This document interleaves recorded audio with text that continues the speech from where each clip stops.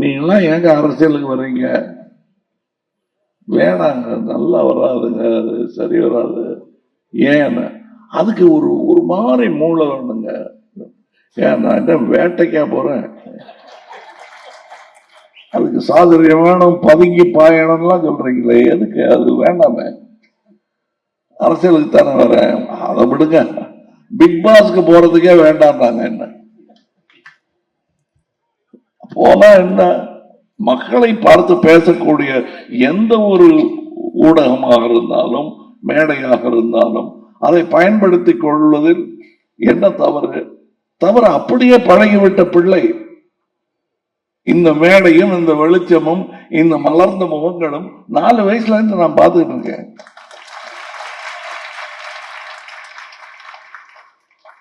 இது அடிக்ஷன்லாம் கிடையாதுங்க. இதுதான் என் வாழ்முறை, இதுதான் வாழ்க்கை எனக்கு சொல்லும் செய்தி,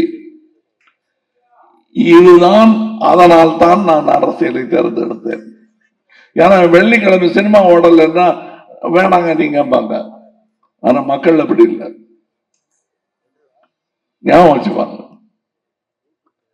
தோத்த அரசியல்வாதியை கூட ஞாபகம் வச்சுப்பாங்க. இன்னும் தோத்த அரசியல்வாதின்னு யாரும் சொல்றீங்க? என்னதான் சொல்றேன். அது தோத்தாங்கிறது ஒரு பர்மனன்ட் பொசிஷன் இல்ல. பிரைம் மினிஸ்டர்ங்கிறதும் பர்மனன்ட் பொசிஷன் இல்ல. எல்லாரும் சொல்லுவாங்க, நீங்க அந்த சீட்ல எந்த சீட்டு கொடுக்கப்பட்டாலும் அந்த சீட்ல உட்கார்ந்துட்டான்னா வேலை செய்யலன்னு அர்த்தம். நடந்துகிட்டே இருக்கணும். நான் கத்துக்கிட்ட குரு வாத்தியார், அதுவும் நான் விமர்சனம் செய்து எனக்கு கிளாஸ் எடுக்கல அவரு. என் விமர்சனத்தின் மூலம் எனக்கு பாடம் கற்பித்தவர், அவர் வாழ்க்கையின் மூலம் எனக்கு பாடம் கற்பித்தவர் திரு காந்தி அவர்கள். இத்தனை புரிதலுக்கு பிறகும் அவரை நான் மகாத்மாவாக்காமல் வைத்திருப்பதற்கான காரணமும் அதுதான். அவரை மனிதனாக்கி பார்த்து வியப்பதில் எனக்கு மிகவும் சந்தோஷம்.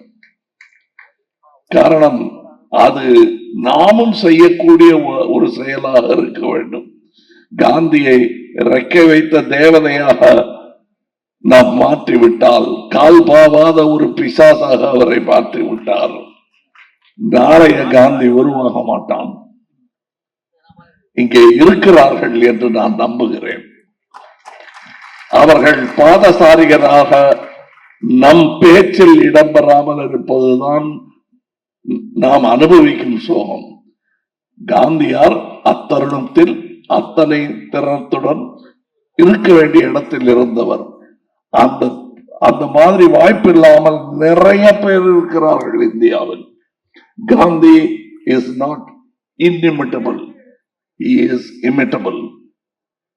But do you have the guts and the valor to imitate a man of that position? உனக்கு அத்தனை காந்தி மாதிரி இருக்கிறதுக்கு இருக்கலாம், யாரான இருக்கலாம். ஆனா அதற்கான வீரமும் நேர்மையும் உன்னிடம் இருக்கிறதா என்ற கேள்வியை நான் என்னை கேட்டுக்கொண்டவன். அந்த வீரத்தையும் நேர்மையும் அன்றாடம் வளர்த்து கொண்டிருப்பவன்